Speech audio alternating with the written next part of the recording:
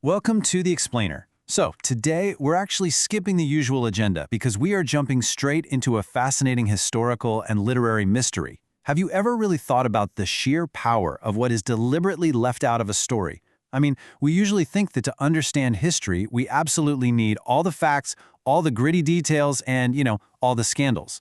But what happens when an author or even a historical record intentionally deletes a massive, universally known scandal from the narrative? Well, it turns out there's a brilliant connection between a beloved French masterpiece and a glaring omission in ancient biblical texts. And together, they reveal a completely mind-blowing framework for understanding grace, guilt, and human transformation.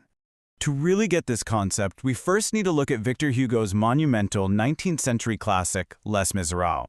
At its core, this novel is a deep dive into human despair and the incredibly harsh structural poverty of the lower classes. It's a story deeply, deeply rooted in the tragic realities of those pushed to the very edges of society. And right at the center of this whole narrative is one of literature's most iconic protagonists, Jean Valjean. Valjean's story is basically a masterclass in the tragic cycle of poverty and crime. It kicks off with an act of sheer desperation. He steals a single loaf of bread just to feed his starving nephews. And for this, he gets a 5-year prison sentence. I mean, talk about a brutal justice system, right? Then, after a few failed escape attempts, he ends up serving 19 agonizing years. When he's finally released, he's this hardened man with a criminal record that essentially locks him out of normal society. Desperate once again, he's actually taken in by a kind bishop, only to repay that exact kindness by stealing the bishop's silver in the middle of the night. Valjean flees, but the police quickly catch him and drag him right back to face the very man he just robbed. Which brings us to the pivotal moment. Valjean is standing there before Bishop Myriel, caught absolutely red-handed. If the bishop simply confirms the theft, Valjean goes straight back to the absolute horrors of another 19-year prison sentence. But instead, the bishop says this: "Ah, you are here. I am glad to see you. I gave you the silver candlesticks too. Why did you not take them?" Notice what the bishop does here. It's not just what he says, it's what he deliberately leaves out. He completely omits any mention of the crime. This wasn't ignorance, right? He knew exactly what Valjean did.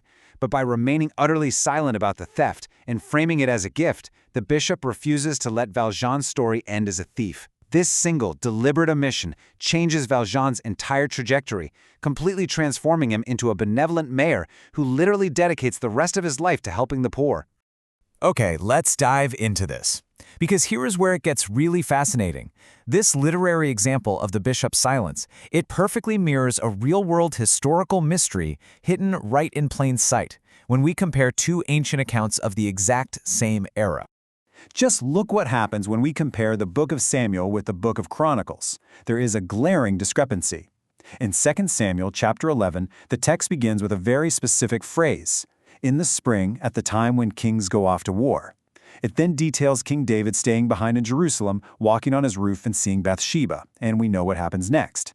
This leads to one of the most infamous scandals in ancient history: adultery, deception, and sending Bathsheba's husband to the front lines to be killed. Now look at 1 Chronicles chapter 20. It begins with the exact same phrase, "in the spring, at the time when kings go off to war." But then, it abruptly cuts to David's commander, Joab, destroying the city of Rabbah.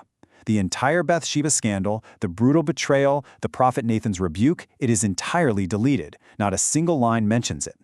Which presents a massive historical and textual mystery. Why did the Book of Chronicles completely omit this huge scandal? Was it just some primitive cover-up? Absolutely not. By the time Chronicles was written, the original audience already had the Book of Samuel. They knew the history inside and out, and they were fully aware of David's terrible sins. Deleting it from this text wouldn't magically erase it from public memory. The author knew the story, but intentionally chose the path of silence. Now, what's really interesting about this comparison is that the reason for this omission lies in their completely differing agendas. These two books have entirely different thematic goals. The Book of Samuel focuses heavily on human morality. It asks, who is David? So naturally, it has to show David's raw humanity, his deep flaws, his sins, and the extremely painful consequences of his actions. But Chronicles has a totally different focus. It asks, what did God do? It's a divine history, not a moral biography. Its overarching theme is divine redemption in grace. In Chronicles, the driving force of the narrative isn't David's morality, it's the actions of the divine.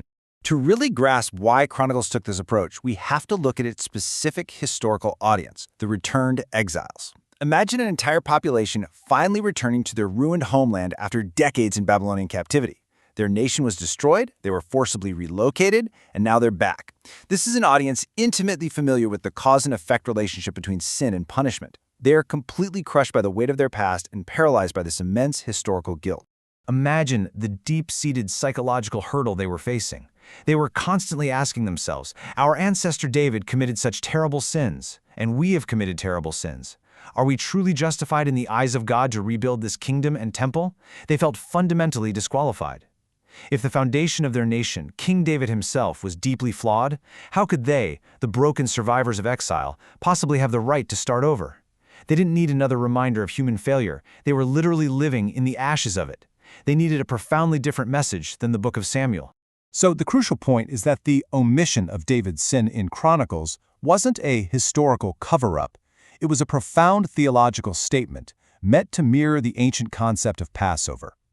Just as the text of Chronicles deliberately passed over David's greatest moral failure to focus on a future restoration, this perfectly mirrored the way God conceptually passes over human sin to provide grace rather than judgment. It was a textual demonstration to those paralyzed exiles that their future wasn't anchored in their ancestors' moral perfection, but purely in divine grace. And this brilliantly brings our two stories together. Think about Bishop Mariel in 19th century France. His deliberate silence regarding the stolen silver didn't mean the crime never happened, right? But it was an act of grace that gave Jean Valjean a brand new life. Then, think about the ancient chronicler. The deliberate textual silence regarding David's scandal didn't mean the sin never happened, but it was an act of grace that gave the returning exiles the theological permission they needed to build a new future. Both omissions were completely designed to change the trajectory of the guilty party, rather than simply repeating the cold hard facts of their failure. The original source material actually connects this concept of passing over to the foundational event of the Exodus in ancient Egypt. During that narrative, what saved the Israelites wasn't their flawless moral purity, it was simply the blood of the lamb painted on their doorposts. When judgment came, it literally passed over those marked by the blood. The author links this ancient symbol directly to the Christian theological concept of the cross, emphasizing a framework where justification just isn't about achieving human perfection. Rather, it focuses on a divine grace that actively covers human weakness and past failures, refusing to let those failures have the final word. What's really fascinating here is how intensely practical this ancient textual analysis becomes for us today. As an audience that appreciates efficient learning, you know firsthand it's really hard to move forward when you're weighed down by your own history. The text speaks directly to modern feelings of inadequacy. Let's be real, we all have a hidden past. We all have moments we wish we could just edit out of our biographies. But the massive takeaway presented here is that you are not disqualified by your past.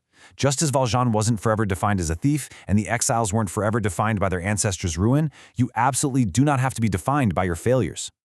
To show how this shifts from high-level theory to boots-on-the-ground reality, the source material applies this grand concept of grace to a specific community at Bethel Church.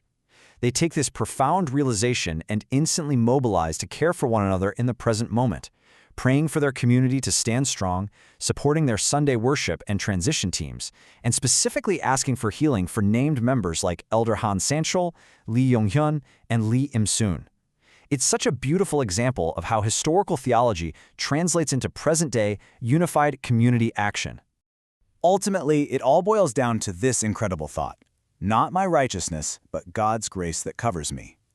Whether it's a bishop in a classic French novel refusing to state the obvious, or an ancient historian deliberately leaving a blank space where a scandal used to be, the point is that sometimes silence is the loudest expression of grace. It leaves us with a pretty provocative thought. If you stopped hyper-focusing on the unchangeable mistakes of your past, and instead actually accepted this kind of silence of grace over your own life, how might you rewrite the rest of your story?